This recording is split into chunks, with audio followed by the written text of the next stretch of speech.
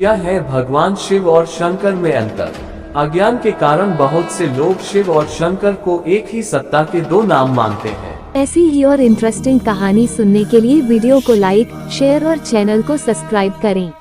परंतु दोनों की प्रतिमाएं अलग अलग आकृति की है।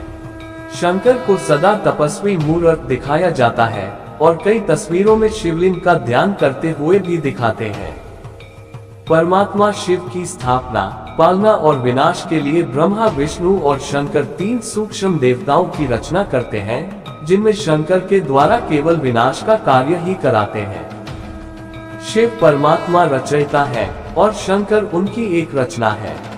शिव ब्रह्म लोक में परमधाम के निवासी हैं और शंकर सूक्ष्म लोक में रहने वाले हैं। शिव की यादगार में शिवरात्रि मनाई जाती है, ना कि शंकर रात्रि। अतः शिव निराकार परमात्मा है और शंकर सूक्ष्म आकारी देवता है।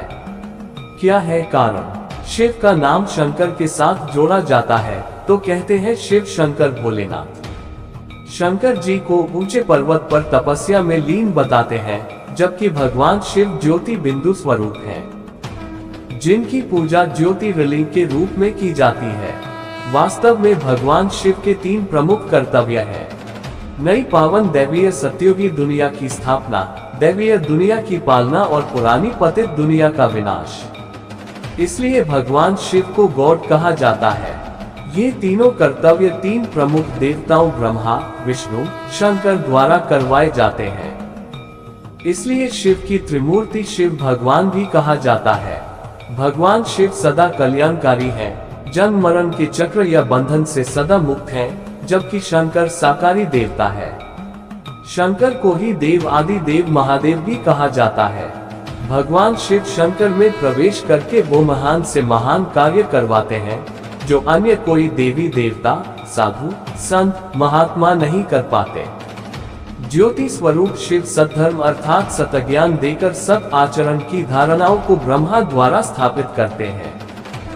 जैसा अभी तक होता आया था, कई विद्वान, महर्षि, धर्म संस्थापकों ने मूल्यों, सद्गुणों की धारणाओं का महत्व बताया था। फिर भी आचरण में दिव्यता आने की बजाय गिरावट ही दर्ज होती गई। वैसा अब नहीं होगा, क्योंकि यह सृष्टि चक्र का अंतिम समय है, जब स्वयं भगवान शिव परिवर्तन करवाने आते हैं और अपना कर्तव्य पूरा करके ही वापस परमधाम जाएंगे।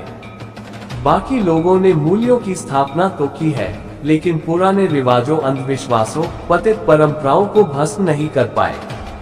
ये वैसी ही बात है जैसे किसी घड़े में विष के साथ अमृत भी मौजूद हो। इसलिए सृष्टि का परिवर्तन नहीं हो सका किसी के भी द्वारा। इसलिए शिव करते हैं विनाश। भगवान शिव इसलिए दूसरी मूर्ति शंकर द्वारा विकारी पतित मनुष्यों की भ्रष्ट बुद्धि का विनाश करते हैं। फिर बाद में स्थूल रूप से भी पतित प्रकृति, विकारी दुनिया का विनाश करते हैं, जिससे पावन बनी आत्माएं पावन निर्विकारी प्रकृति, पवित्र वातावरण में रह सके, जहां कोई भी विकार, भ्रष्टाचार का नामोनिशान नहीं होता है।